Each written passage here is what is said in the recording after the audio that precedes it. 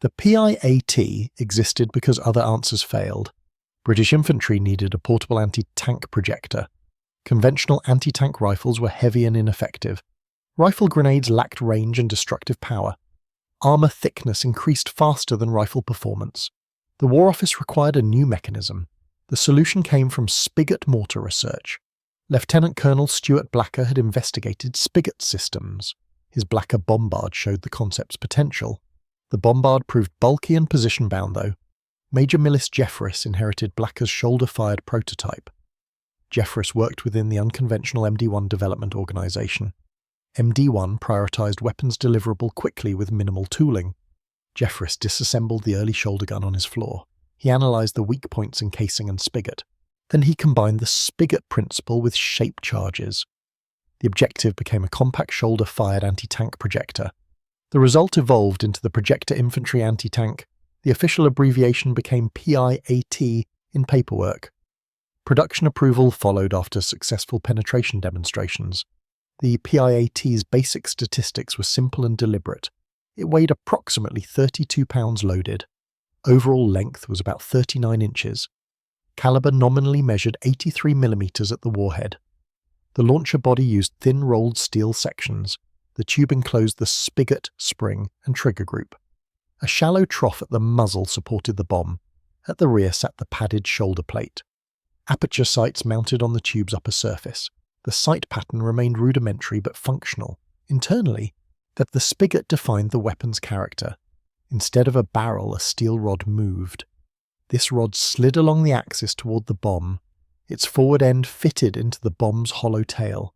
The bomb carried its own propellant cartridge inside. When struck, the cartridge fired and drove the bomb. The launcher therefore experienced minimal muzzle blast signature. The moving spigot also absorbed part of recoil energy. This feature allowed true shoulder firing without immediate injury. However, the remaining recoil still felt severe to operators. The mainspring dominated the PIAT's internal layout. This spring stored the energy to accelerate the spigot. It ran almost the full internal length of the tube. Draw weight approached roughly 200 pounds equivalent. Manufacturing such a spring required controlled heat treatment. As spring wire diameter and coil spacing demanded close tolerances, over-hardened springs risked brittle fracture under repeated cocking. Under-hardened springs risked permanent set and reduced stroke. Inspection regimes monitored free length and compression behaviour. Rejected springs went for scrap rather than reworking. Cocking the PIAT remained the main user complaint. The drill relied on body weight, not arm strength. First, the operator laid the weapon on level ground. He unlatched the shoulder pad locking mechanism carefully. He then stood with both feet on the pad. He grasped the forward casing and gave a half turn. This unlocked the body from the shoulder assembly. Next, he pulled the main casing vertically upward. The movement compressed the mainspring along the spigot. A loud mechanical click indicated engagement of the sear. That with the sear engaged, the casing could be lowered. The operator rotated the body back into locked position. The shoulder pad reattached using the same half turn. The weapon now sat fully cocked and ready. Smaller soldiers often failed to complete the full stroke. Training manuals recommended assistance from another crew member. However, in combat, assistance was not always available. An uncocked PIAT under fire represented dead weight. Consequently, experienced crews tried to maintain cocked status. They recocked immediately after firing when possible. Once cocked, the firing cycle remained mechanically straightforward. The operator loaded a bomb into the front trough. The hollow tail slid over the projecting spigot nose.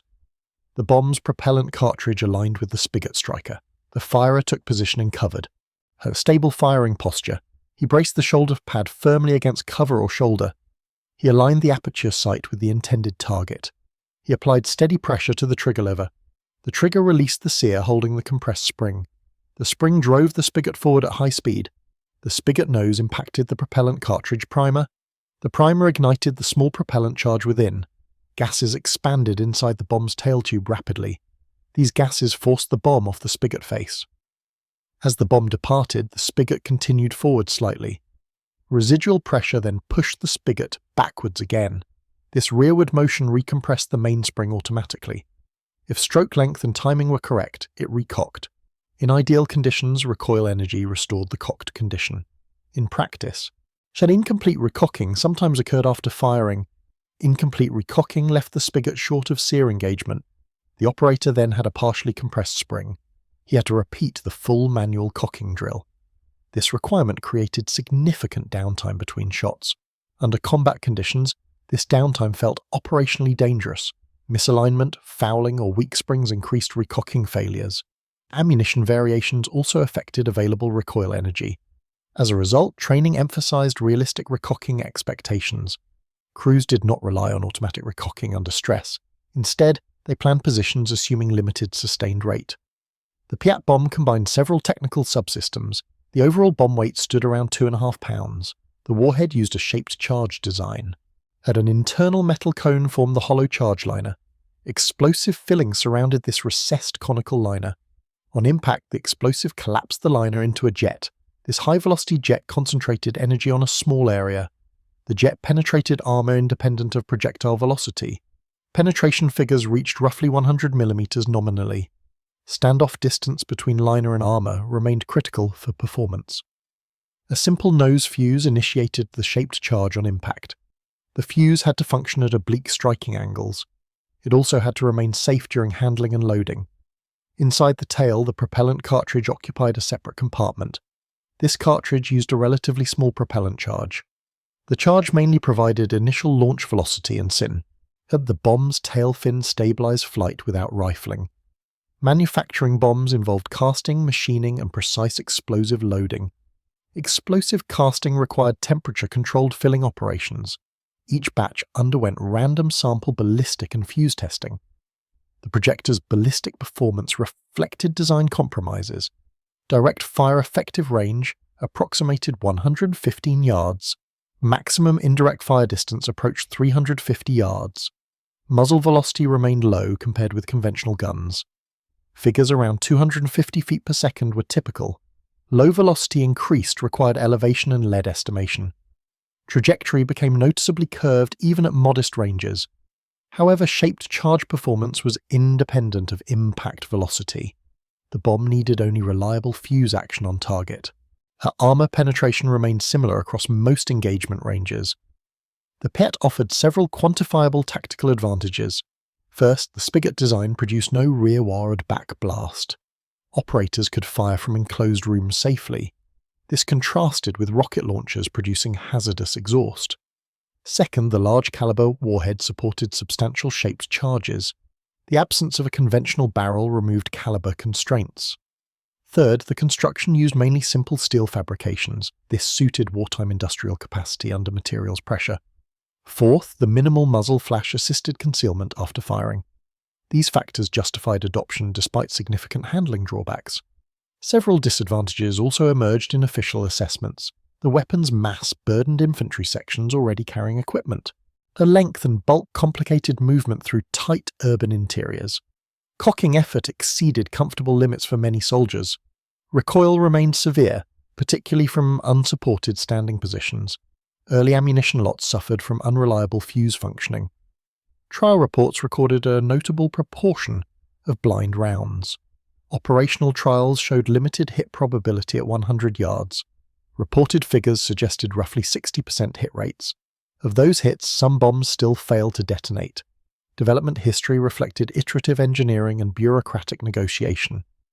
Initial baby bombard tests revealed casing weakness and fuse failures. War Office evaluators criticized flimsy construction and inconsistent functioning. Jeffress responded by strengthening casings and revising fuse design. MD1 coordinated with the Ordnance Board on further trials. Penetration demonstrations against armour plate became the decisive evidence. Once shaped charge reliability improved, procurement accelerated significantly. Designation as Projector Infantry Anti-Tank formalized the program. Production contracts went to firms experienced in spring manufacture. Explosive specialists handled warhead filling under strict safety rules. Manufacturing the launcher required several main processes. Sheet steel arrived as coil or plate stock. Presser operations formed the outer casings and tube components. Welded seams joined longitudinal edges and reinforcing collars. Fixtures ensured the spigot guide remained correctly aligned. The trigger group used machined levers, pins, and sear faces. Surface hardening of some improved wear resistance on critical bearing surfaces. The shoulder pad framework came from pressed steel sections. A rubber or fibre pad provided basic impact cushioning. Final assemblies underwent mechanical function checks before proof testing. Spring manufacture constituted a specialised sub-process. Spring wire was coiled to precise outer diameter. Heat treatment cycles controlled hardness and residual stress distribution. Each batch received sample compression and relaxation tests. Springs failing dimensional tolerance were rejected immediately. Operators measured free length and test loads under compression. Finished springs received protective coatings against corrosion. They were then packed with identification labels and batch numbers. Assembly workers installed pre-tested springs into clean tubes.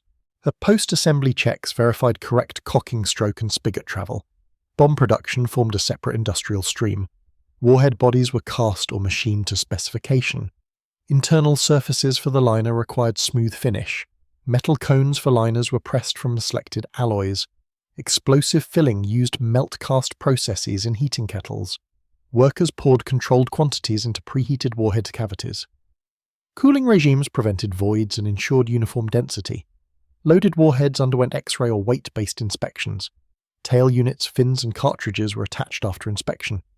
Each complete bomb received markings indicating lot and filling date. Testing regimes for the launcher focused on robustness. Proof ranges fired sample launchers from each production batch. A high round count endurance tests assessed spring life expectancy. Failures like cracked tubes or spigot bending were recorded. Any recurring defect triggered process reviews with manufacturers. Safety officers monitored recoil characteristics across operator body sizes. Where necessary, training leaflets updated recommended firing postures. Ordnance depots maintained detailed logs of repairable and condemned returns. These logs informed later modifications and incremental design changes. Despite issues, overall failure rates stayed within acceptable thresholds. Ammunition testing concentrated on fuse reliability and penetration consistency. Static firings against rolled homogeneous armour plates occurred regularly. Plate thicknesses represented typical enemy tank frontal and side armour. Investigators measured penetration depth, or hole geometry and behind armour effects. Acceptable lot needed consistent jet formation and detonation timing. Lots with abnormal failure rates were quarantined pending investigation. Fuse mechanisms were disassembled to identify mechanical or chemical degradation. Propellant cartridges also underwent ballistic consistency tests. Velocity deviations translated directly into trajectory variation at range. Quality control therefore prioritized stable cartridge performance across conditions. Training programs treated the PIAT as a crew-served system. Infantry platoons normally assigned one weapon with 2 men. The firer handled aiming and trigger control under cover. The loader carried additional bombs in designated pouches. Cocking drills required both men under training conditions. The loader often assisted by stabilizing the shoulder pad. Range practices introduced live firing only after dry training. Initial sessions emphasized safe cocking and misfire procedures. Only then did crews progress to live anti-tank practices. Crews also practiced firing against building and embrasure targets. Misfire procedures followed a strict timed sequence. After trigger pull with no discharge, the firer waited. The weapon remained pointed safely towards the suspected target. A prescribed waiting period covered possible hangfire conditions. After this delay, the crew withdrew the bomb carefully.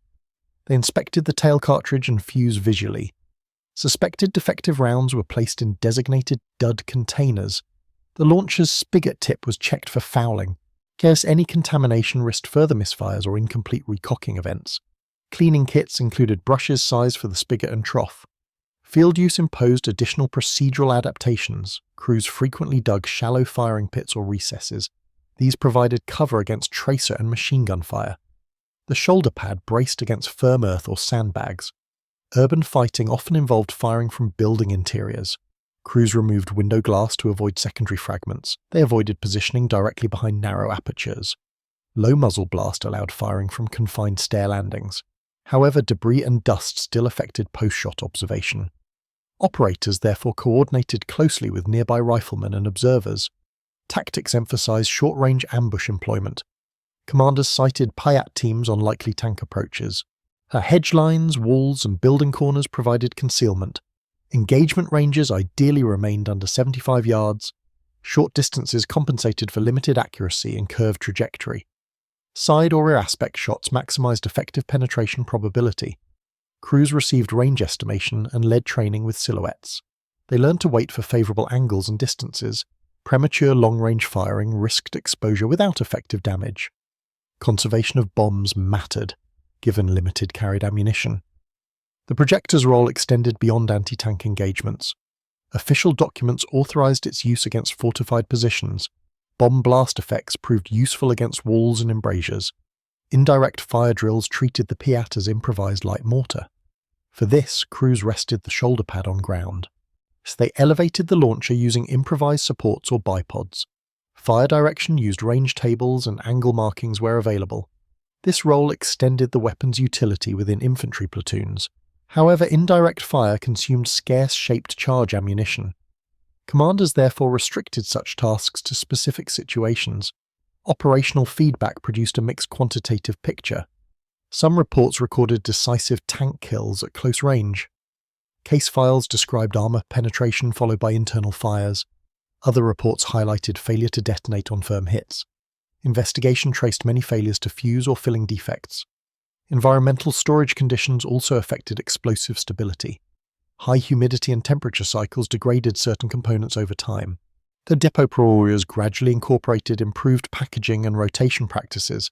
Later production lots demonstrated better detonation reliability overall. Nevertheless, combat troops retained cautious attitudes toward early bombs. Comparisons with foreign systems featured in internal evaluations. The American bazooka used rocket propulsion and shaped charges. Its back blast, however, restricted use in confined spaces. The German Panzerfaust employed disposable launchers and simple sights. Its warhead delivered excellent penetration at very short ranges. PIAT proponents emphasized reusable launchers and no backblast. Critics pointed to cocking difficulty and lower hit probability. Procurement authorities weighed industrial capacity, logistics, and training impacts. They concluded continued PIAT production remained justified during mid-war. Later, availability of alternative systems gradually reduced perceived advantages. From a logistics perspective, PIAT support remained relatively straightforward. Launchers shipped as complete units with basic spares included. Armourers held replacement springs, spigots, and trigger components. Depot workshops could replace damaged tubes under controlled conditions. Forward units were discouraged from unauthorized structural modifications. Ammunition moved in boxed lots, each clearly labeled and sealed. Storage regulations separated filled bombs from other explosives when possible. Movement documentation tracked lot numbers to combat units. Returned duds and damaged bombs moved back through reverse logistics. And data from these returns informed manufacturing and fuse refinements. Maintenance schedules aimed to preserve mechanical reliability. Routine cleaning followed every live firing session. Operators removed visible carbon deposits from the spigot nose. Light oiling prevented corrosion without attracting excessive dirt. Trigger mechanisms received minimal lubrication to avoid sluggish returns. Unit armourers periodically checked sear engagement surfaces for wear. Excessive rounding risked unintended releases during cocking or carrying. Springs were examined for noise, binding, or noticeable weakness. Any suspect launcher was withdrawn pending formal inspection. This cautious approach reduced accidental discharges during strenuous movements. The PIAT's external appearance reinforced perceptions of crude engineering. The boxy tube, their simple sights and rough welds looked unsophisticated. The cocking method appeared improvised and physically demanding. However, the design reflected problem-driven decision-making. Available materials, tooling, and time constraints shaped its form. Spigot operation removed reliance on precision bored barrels. Sheet steel construction minimized use of scarce alloy steels. Industrial firms could adapt existing presses and welders easily. The result prioritized functionality over visual refinement consistently. Visual ugliness therefore correlated with pragmatic wartime engineering choices. In bureaucratic terms, the weapon sat between branches. Infantry valued it as organic anti-armour capability. Artillery branches viewed it as a specialized mortar derivative. Their ordnance departments focused on mechanical reliability and parts standardization. Procurement offices monitored unit feedback and comparative foreign developments. Committee minutes showed recurring debates about continued purchase volumes. Some argued for rapid transition to rocket-based systems. Others highlighted sunk tooling costs and existing training investment. Ultimately, decisions favoured incremental improvement rather than replacement. The PIAT remained in service through the war's later stages. Combat records from multiple theatres documented varied employment. In North Africa, early use followed introduction during Tunisian operations. Mediterranean terrain offered numerous short-range ambush positions. Stone walls, terraces, and built-up villages favoured concealed teams. Later, during European campaigns, urban fighting increased PIAT usage. Street intersections and building corners allowed flanking tank shots. Infantry also applied bombs against strong points and machine gun nests. Detailed effect analysis remained mostly qualitative, not instrumented. However, commanders generally rated it effective under controlled conditions. Its shortcomings became apparent primarily during improvised or long-range shots. Post-war evaluations revisited original design assumptions comprehensively. Reports acknowledged the weapon's shortcomings against evolving armour standards. Heavier post-war tanks exceeded its practical penetration envelope. At the same time, alternative guided and rocket systems matured. Industrial priorities shifted away from spigot-based launchers. Nevertheless, surplus weapons continued serving in secondary conflicts. They appeared in early post-war regional wars and irregular forces. Their appeal rested on simplicity, low cost, and availability. Local forces accepted cocking difficulty in exchange for independence. Eventually, stocks diminished and specialist knowledge dispersed gradually. From an engineering perspective, the PIAT illustrates constrained optimization. Designers balanced penetration, portability, manufacturing ease, and user survivability. They exploited shape-charge physics to offset low launch velocities. They used a spigot system to circumvent barrel manufacture bottlenecks. They accepted high cocking effort as an operational trade-off. They tolerated severe recoil within human survivable limits. They emphasized concealment and close-range employment over long reach. They captured these assumptions in manuals, drills, and range practices. The resulting weapon aligned tightly with those original constraints. Subsequent technological advances simply moved the requirement's boundary outward. Within infantry platoons, the PIAT altered anti-armour doctrine. Previously, rifle grenades and anti-tank rifles dominated that role. These provided limited effect against even medium armour types. The PIAT delivered higher single-shot lethality at short range. This capability influenced positioning of sections and support elements. Commanders integrated PIAT fields of fire into defensive plans. Offensive operations assigned teams to overwatch likely counterattack routes. Urban assaults allocated them to breaching and point neutralization tasks. Thus, a single launcher influenced multiple tactical decisions. And its presence compensated partially for absence of attached armour. Human factors studies documented physical strain associated with operation.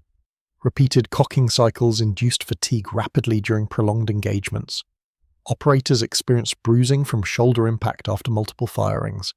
Back strain risks increased when cocking on uneven surfaces. Training staff promoted proper lifting techniques during demonstrations. Medical officers monitored recurring injuries linked to the weapon. Feedback led to refinements in recommended postures and rest intervals. Despite adjustments, the PIAT remained physically demanding equipment. Commanders considered operator fitness when appointing permanent PIAT crews. Some units rotated duties to distribute physical load more evenly. In summary, the PIAT combined unconventional mechanics with pragmatic engineering. Its spigot-mortar principle departed from mainstream small arms practice. Its mainspring dominated handling characteristics and crew procedures. Its shaped charge warhead exploited contemporary explosive science effectively. Its manufacturing pathways reflected wartime resource and tooling constraints. Its advantages lay in penetration, concealment, and independence from backblast. Its disadvantages centered on cocking effort, recoil, and reliability variance. Operational outcomes depended heavily on training, positioning, and ammunition quality. Within those boundaries, it delivered credible anti-armor capability. Outside them, it exposed its limitations with equal clarity.